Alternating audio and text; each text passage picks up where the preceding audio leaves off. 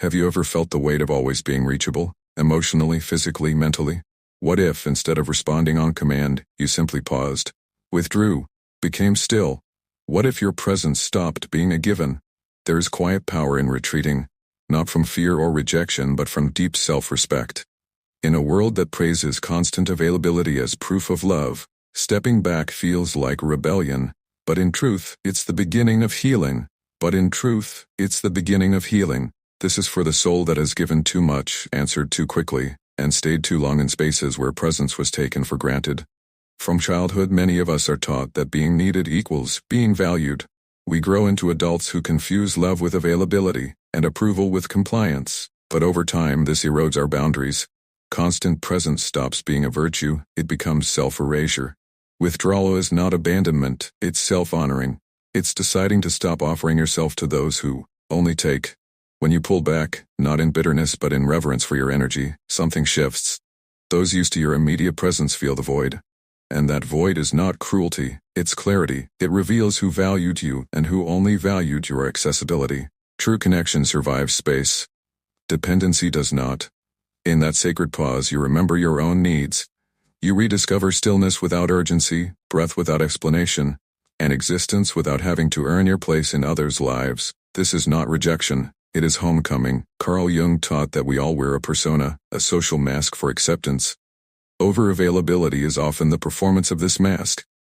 The smile when you're breaking, the yes when your soul says no. Peeling it away is painful, especially for those who only knew the role you played. But keeping it costs far more. You vanish from your own life. Choosing yourself may disappoint others, but it's the only path to authenticity. The one who respects your boundaries sees you. The one who resents them only saw your utility. As you live from your center, you stop managing how others perceive you. You stop editing yourself to stay likable. With every mask you remove, your presence grows more honest, more rare, more magnetic. Jung also believed the psyche has limited energy. Every unnecessary argument, defensive explanation, and emotional entanglement drains it. When you treat your energy as sacred, you choose where it goes. You stop scattering yourself across people and situations that don't honor your depth. And that's where your real power begins, not the kind that controls others, the kind that keeps you rooted in yourself. You discover the quiet joy of not reacting, the peace of not participating, the strength of simply observing. At first the silence feels heavy, guilt, judgment, discomfort. But over time it becomes sacred. In that stillness you do not shrink, you rise. Invest where love is mutual, where your soul feels safe, where your efforts return in presence instead of performance. You remember, your energy is not an endless well. It's a gift. Not everyone is meant to receive it. Absence becomes presence. You learn the beauty of walking away quietly, saying no without explanation, holding your peace when provoked. This is not weakness, it's mastery. The unshakable stillness that says, I know who I am. You don't need to be loud to be heard. You don't need to be everywhere to be felt. The more unavailable you become to chaos, the more available you become to yourself. And here's the paradox. The less you seek to be seen, the more visible your essence becomes.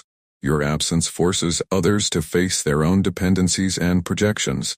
You stop carrying what was never yours to hold. So if this speaks to you, declare it now. I choose my peace, not to be approved, not to be understood, but to begin.